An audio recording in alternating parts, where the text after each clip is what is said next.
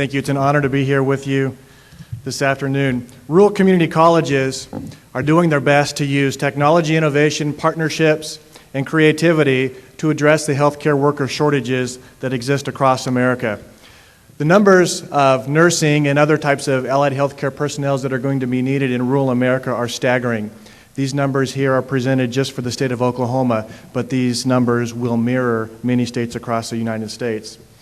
For your information, to train allied healthcare workers, it costs rural community colleges 3 times the amount of money that it would cost to train a normal, typical student in a normal general education program. Let me say that one more time.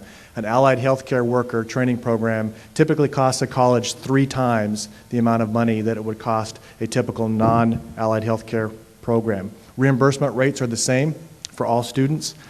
Federal Pell Grants continue to be the same. Financial aid packages are essentially the same regardless of what those students are majoring in. And more colleges across the country, their typical general education courses are supporting the higher cost healthcare education programs. Give you an example from our current college, and I know this is mirrored at many colleges across the country. The community had come and asked for more nurses across a greater portion of southwest Oklahoma. So with that in mind, Western Oklahoma State College went out and set up 3 satellite locations to be able to triple the size of their nursing program within 2 years. We did that using technology, ITV courses, online courses to deliver the content to remote locations, partnerships with those local hospitals to host and to provide clinical places for those nursing students. In 2008, we graduated 75 nurses, and in next year, we're on track to graduate 107 nurses, which has more in the matter of 4 years, more than quadrupled the number of nurses graduated in southwest Oklahoma. However, that issue that we talked about just a minute ago is failing because right now all of those satellite resources are going to have to be cut due to the fact that the hospitals are no longer going to be able to support those numbers of nursing students.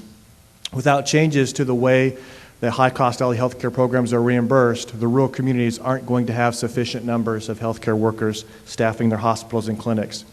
And that will provide a huge impact upon the local rural communities. So what can we do about that? Number one, we can look at a different cost reimbursement schedule for those students who are in our higher cost programs. Students in allied healthcare programs can look at for different federal financial aid packages, again, not asking for different monies, or more monies, but looking at ways to prioritize and allocate those types of financial aid packages. Incentives to attract and retain instructors, that's a huge one, to be able to have those hospitals and others work with the local colleges. And incentives for public and private hospitals to continue to go out and help and assist those education programs at the rural community colleges.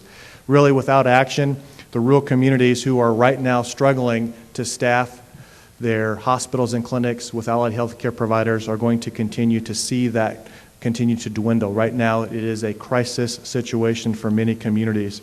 And without the changes, the rural community colleges simply cannot afford to continue to educate the desired demand that those communities need. They simply cannot afford to do it at triple the cost of a typical academic program.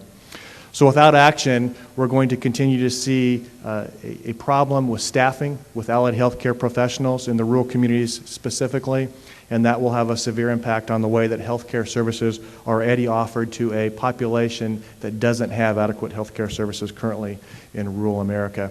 So our message is sustainable rural community colleges are vital to the economic stability, the workforce development, and rural communities in general, especially when it comes to training and certifying healthcare workers for rural communities. Thank you. It's been an honor to be with you today.